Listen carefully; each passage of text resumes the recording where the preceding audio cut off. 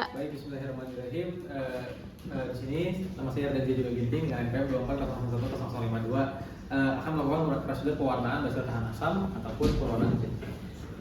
Pertama-tama kita akan menggunakan mencuci tangan terlebih dahulu dengan langkah WHO. Lalu setelah itu kita akan menggunakan handscoon dan juga masker.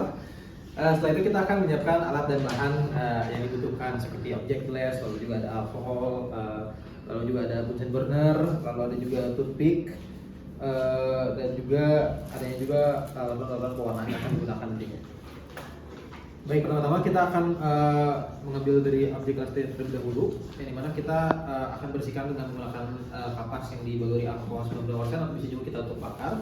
Lalu setelah itu kita akan menandai pada objek glassnya ini berbentuk oval sekitar 2-3 cm. Yang dimana akan jadi tempat untuk tutupnya ini. Lalu setelah itu pada objek glassnya kita akan mengambil sekutumnya, dimana yang sekutum yang kita ambil itu menggunakan toothpick, dimana yang sekutum yang kita ambil itu kita usahakan yang terbaik, yang merupakan yang paling kental, atau misalkan ada pus atau nanahnya, atau bisa juga yang ada darahnya, diusahakan apabila ada darahnya. Lalu setelah itu kita tempatkan sekutumnya ini di tepat di atas oval yang sudah kita tandai dengan gerakan sirkular atau melingkar. Dan juga kita bisa sebarkan dengan secara horizontal ataupun vertikal sampai membentuk sekutumnya ini 2-3 cm. Lalu setelah itu, setelah menempatkan sekutumnya ini, kita akan keringkan terlebih dahulu si objek glassnya ini. Setelah itu barulah kita, setelah dikeringkan, kita akan menggunakan Bunsen burner, lalu kita akan melewatkan objek glass ini ke atas Bunsen burnernya sebanyak 3-4 kali, akan tapi jangan sampai objek glass ini sampai terbakar.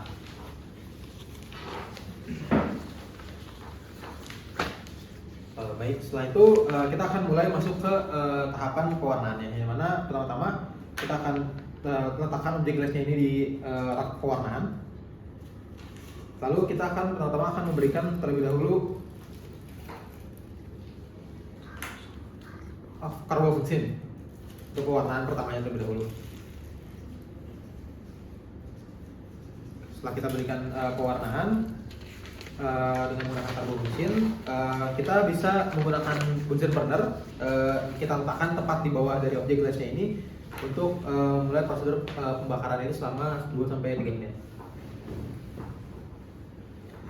Bisa juga kita menggunakan kapas yang dibakar di belakang objek glassnya.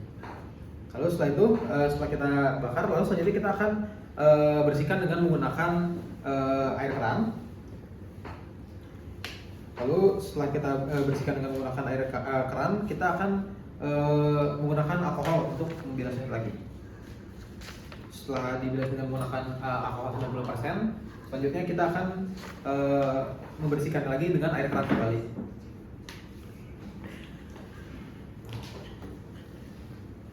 Lalu selanjutnya, setelah kita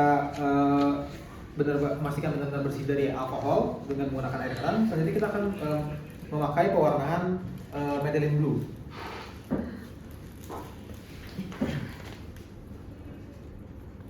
Setelah kita melakukan pewarnaan menggunakan methylene blue, selanjutnya kita akan bilas kembali dengan menggunakan air keran.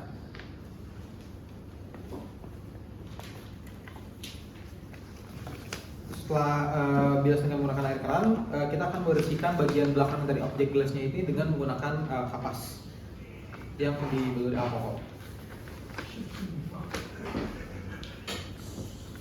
Setelah itu, setelah kita sudah selesai membersihkan bagian belakang dengan menggunakan kapas yang dibaluri alkohol, selanjutnya kita akan langsung melakukan prosedur dengan menggunakan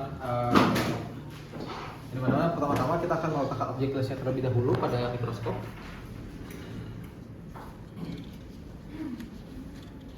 Lalu kita selanjutnya akan menggunakan minyak emersi tepat di atas objek glassnya, dan lalu memindahkan pembesarannya menjadi pembesaran 100 kali. Setelah itu kita bisa atur dari posisi dari objek glassnya secara horizontal dan juga vertikal, dan ketinggian dari raknya ini, dan kita atur mikro dan juga makronya untuk melihat hingga jelas berapa banyak bakteri yang ada dalam objek glassnya itu. Baru kita akan melakukan perhitungan bakteri. setelah selesai kita melakukan perhitungan bakteri, maka bisa kita interpretasikan. Di sini yang hasil yang kita dapatkan adalah bahwa terdapat 1-9 bakteri di dalam oval berdiameter 2-3 cm ini, yang berarti ini menandakan adanya bakterinya ini sedikit. Baik, mungkin sekian prosedur basil tahan asam yang bisa saya lakukan. Mohon maaf bila banyak kekurangan dan juga kesalahan. Terima kasih. Assalamualaikum warahmatullahi wabarakatuh.